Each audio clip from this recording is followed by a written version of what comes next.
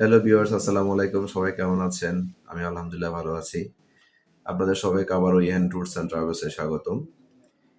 গতকাল মহান বিজয় দিবস গিয়েছে। আপনাদের সবাইকে মহান বিজয় দিবসের অনেক শুভেচ্ছা, অনেক ভালোবাসা, অভিনন্দন সবাইকে। আজকে আপনাদের সাথে সেই প্রতিদিনের মতো ইউরোপ নিয়ে আলোচনা করব, কথা বলবো।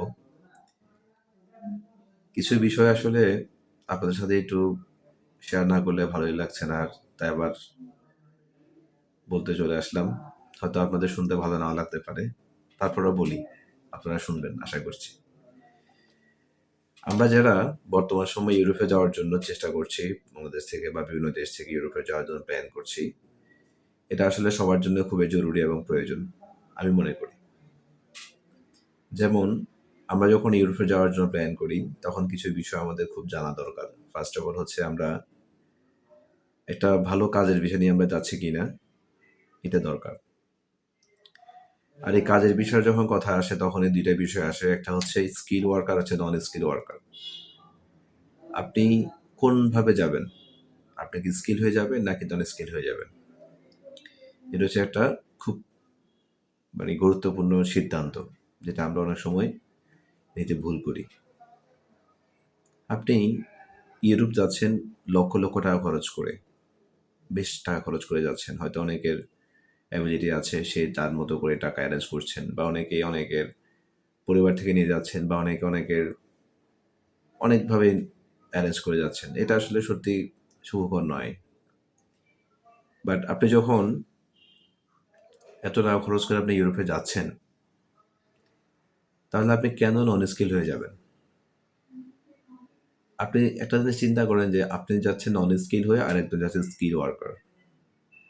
ওই স্কিল ওয়ার্কার, ওই ভাই যত তাড়াতাড়ি নিজেকে ইমপ্রুভ করতে পারবে, ডেভেলপ করতে পারবে, তার আর্নিং বাড়াতে পারবে, আপনি কি তত তাড়াতাড়ি পারবেন? কখনোই না। সো এই জিনিসটা আসলে খুব দরকার। আপনি অন্তত একটা কাজের উপর স্কিল হয়ে আপনি ইউরোপে যান। বা এই যাওয়ার পরে যে আপনার বেকার থাকবেন, কাজ খুঁজে পাবেন না, বা আমরা কাজ দিলাম, ওখানে গিয়ে আপনি হয়তো ভালো কাজ করতে পারলেন না, সেক্ষেত্রে আপনাকে তো একটা হ্যাসেল পোহাতে হবে। বেটার আপনি একটা ভালো কাজ, যে কোনো একটা কাজের উপর আপনি অভিজ্ঞ হয়ে আপনি যান।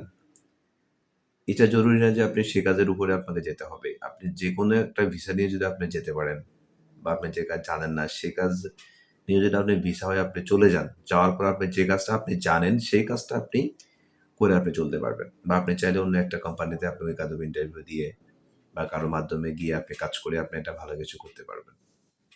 আর আপনি যদি কোনো কাজে না জানেন, তাহলে আপনি বিপদে পড়তে পারেন। এটা আসলে আমরা এখান থেকে যতই বলি, যতই ইয়ে করি, দিন শেষে কিন্তু একটা বিপদ সবসময় সংকেত থেকেই যাবে। ঠিক আছে?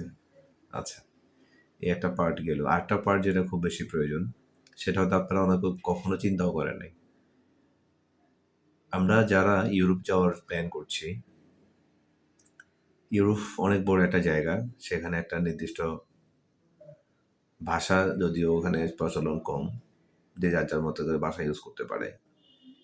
তো একটা ইন্টারন্যাশনাল ভাষা আপনাকে মোটামুটি একটু জ্ঞান নিয়ে যাওয়া উচিত। মিনিমাম জ্ঞানটুকু আপনার থাকা উচিত। চলাফেরা, কথাবার্তা বলা, নিজের দৈনন্দিন চাহিদাগুলা বলতে পারা, বা চাহিদাগুলোর জন্য মানুষের সাথে কনভারসেশন করা, এই বিষয়গুলো নিয়ে আপনাকে একটু জানা, একটু বোঝা দরকার। একটু জ্ঞান নিয়ে আপনি যান। একেবারেই কিছু না জেনে আপনি যদি কথাই বলতে না পারেন কারোর সাথে, তাহলে আপনি কি করবেন ওখানে গিয়ে বলেন? আপনাকে দুবাসে দিয়ে কতক্ষণ আপনাকে চালাবে? আপনার সুপারভাইজার কি সারাক্ষণ আপনার সাথে থাকবে? আপনি যখন ৮ ঘন্টা কাজ করবেন, কাজের পরেও তো আপনার সুপারভাইজার আপনার সাথে থাকবেন না। তখন আপনাকেই তো আস্তে, আস্তে বিভিন্ন জায়গায় যেতে হবে, বিভিন্ন মানুষের সাথে মিশতে হবে, চলতে হবে, জানতে হবে, বুঝতে হবে। সো সেকেন্ড যে বিষয়টা, আপনারা ভাষাটা নিয়ে একটু কেয়ারফুল হবেন। মোটামুটি একটু নলেজ নিয়ে যাবেন। আচ্ছা। ৩ নাম্বারে যে বিষয়টা একটু বলি, সেটা হচ্ছে আপনারা অনেকেই আছেন, আমি সবাইকে বলব না, যে যাওয়ার পরে আপনারা যে দেশে যাচ্ছেন সে দেশ থেকে অন্য দেশে চলে যাচ্ছেন, পালিয়ে যাচ্ছেন। এতে করে ক্ষতি কিন্তু শুধু আমার হচ্ছে না, এটা মাথায় রাখবেন, আপনারও হচ্ছে। আমি বিপদে পড়ছি, আমাকে কোম্পানি থেকে পারমিট দিবে না, ওই কোম্পানিতে আমাকে কোনো লোক অথরাইজ করবে না। আর আমি যেমন বিপদে পড়বো তেমন আপনিও পড়বেন। সেটা আপনি হয়তো তাৎক্ষণিক বুঝবেন না। নির্দিষ্ট সময় যাওয়ার পরে আপনি যখন পেপারসের জন্য মানুষের দুয়ারে দুয়ারে ঘুরবেন, লয়ারের ঘরে ঘরে ঘুরবেন, তখন আপনি বুঝবেন যে আসলে আপনি ওই দিন ভুল কাজটাই করেছেন। সো সবাই মনস্থির করেন যে ভাই আমি যেখানে যাই, যে দেশে যাই, ওই দেশে একটা পেপারস হওয়া পর্যন্ত, ওই দেশের পিআর পাওয়া পর্যন্ত আমি ওই দেশে থাকবো। তারপরে আপনি যেখানে ইচ্ছা সেখানে চলে যান। এটা আমরা রিকোয়েস্ট করছি আপনাদের। শুনবেন কিনা জানি না, না শোনার সম্ভাবনা নেই বেশি, তারপরেও বললাম এটা প্রয়োজন ভাই। এটা না হলে আসলে একটা সময় পরে আপনি খুবই পস্তাবেন, একদম 100% শিওর থাকতে পারেন। আচ্ছা, 4 নাম্বার যে বিষয়টা আপনাদেরকে বলি সেটা হচ্ছে, আপনারা যখন ভিসার জন্য অ্যাপ্লাই করতে চান বা কথা বলতে চান, আবেদন করতে চান, বিভিন্ন জায়গায় যান, বিভিন্ন এজেন্সিতে যান, সবাই কাজ নিয়ে খুব বেশি কনসার্ন থাকেন যে আমি কি কাজ করব, কি করতে পারবো, কি করতে পারবো না। ভাই ইউরোপের ভিসা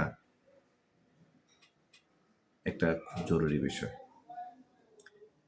আপনি কি কাজ করতে পারেন কি পারেন না সেটা আসলে আপনাকে মানে ওই বিবেচনাতে না গিয়ে আপনি বলেন যে ভাই যে কাজের ভিসা হচ্ছে আপনি আমাকে যে কোনো উপায়ে সেই ভিসাটা করে আমাকে পাঠান, এটা বলুন। আপনি দেশে কি করছেন না করছেন এগুলো নিয়ে আসলে কারো মাথা ব্যথা না, বা আমারও মাথা ব্যথা হওয়ার কথা না। আমি যে কাজের ডিমান্ড পেয়েছি সেই কাজের জন্য আমি আপনার জন্য অ্যাপ্লাই করতে পারবো। এখন আপনার ইচ্ছা আপনি যাবেন কি যাবেন না। আপনি খুব ভালো কাজ জানেন, আপনি ভালো একজন শেফ, আপনি ভালো একজন কম্পিউটার অপারেটর, ভালো আপনার কর্পোরেট পারসন, কিন্তু ভাই আমার কাছে তো ভাই এই সুবিধাটা নাই আমি আপনাকে কাজ করে দিতে পারবো। সো আপনাকে যদি যেতে হয়, আপনাকে আমার কাছে যে কাজগুলো আছে সেটার উপর আপনার যেতে হবে। ইভেন আমি আপনাকে এর আগে একটা ভিডিওতে বলেছিলাম যে বাংলাদেশ থেকে 3টা ক্যাটাগরিতে ভিসা হয়: এগ্রিকালচার, কনস্ট্রাকশন এবং হচ্ছে জেনারেল ওয়ার্কার। এর বাইরে কোনো ক্যাটাগরিতে ভিসা হয় না। সো আপনাদেরকে এই 3টা থেকে যে কোনো একটা চয়েস করতে হবে, ওটা কোনটাতে যাবেন। যাওয়ার পরে আপনি আপনার মতো করে আপনি নিজেকে গোছান, সেটা আলাদা হিসাব। তো এই বিষয়গুলো আসলে আপনাদের জানা উচিত সবার, যাওয়ার আগে অ্যাটলিস্ট। আরেকটা বিষয় বলি, সেটা হচ্ছে আপনারা স্যালারি নিয়ে খুব কনসার্ন থাকেন যে ভাই আমার বেতন কত হবে। ভাই ইউরোপে টাকার অভাব নেই, এটা তো বুঝেন। আপনি একটা বিষয় নিয়ে 8 ঘন্টা কাজ দিয়ে যদি আপনি 1000 ইউরোতে যান বা 800 ইউরোতে আপনি যান, বাকি 16 ঘন্টা তো আপনাকে কিছু সময় তো আপনাকে এক্সট্রা কাজ করতে হবে যদি আপনি ভালো ইনকাম করতে চান। আর আপনি যদি 24 ঘন্টার মধ্যে যদি আপনি 16 ঘন্টা ঘুমান, 8 ঘন্টা কাজ করেন, তাহলে আপনি কি ইনকাম করবেন? তাহলে তো আপনি বাংলাদেশে থাকাই উচিত। আর বাংলাদেশে থেকেও আমরা কি প্রতিদিন কি 6 ঘন্টা কাজ করি বা 8 ঘন্টা কাজ করি? অবশ্যই না। যে সকাল 6টা বা 8টা বা 9টা অনেকে বিয়েতে বাসা থেকে বাসা ফিরতে ফিরতে 10টা 11টা। সো কয় ঘন্টা আপনি বাইরে আছেন, কাজ করছেন। এই টাইমটাই আপনি যদি বাইরে গিয়ে কাজ করেন, আপনাকে সে ইনকাম আর লিমিটেশন থাকবে না। এটা মাথায় রাখেন। সো আগে যাওয়াটা জরুরি। যে কোনো একটা ভিসায় মিনিমাম স্যালারি হোক, আপনি যান। ইনকাম করার হিউজ জায়গা আছে, হিউজ সুযোগ আছে, আপনি চাইলে করতে পারবেন। এটা নিয়ে এত ভাই টেনশন নিয়েন না, ঠিক আছে? তো সবার আশা করি প্রত্যেকটা বিষয় আপনারা বুঝছেন আমি কি বলতে চাচ্ছি। আমি আসলে আপনাদের সাথে সব কিছুর খোলামেলা কথা বলি, আমার বলতে ভালো লাগে, এই জন্য বলি, কেউ কিছু মনে নেবেন না। আর এগুলো আসলে জানা দরকার আপনাদের, ঠিক আছে? আপনারা ইউরোপে যান, ভালো থাকেন, ভালো ইনকাম করেন, জীবন গড়েন, সুখে থাকেন, শান্তিতে থাকেন, সেটা আমরা সবাই চাই। আপনারাও যেমন উপকৃত হবেন, আমাদের দেশও রেমিটেন্স পাবে, আমাদের দেশও উন্নত হবে আরও। এই বলে সবার জন্য শুভকামনা বলে আজকে ভিডিও এখানে শেষ করলাম। ভালো থাকবেন সবাই, দোয়া করবেন। আসসালামু আলাইকুম।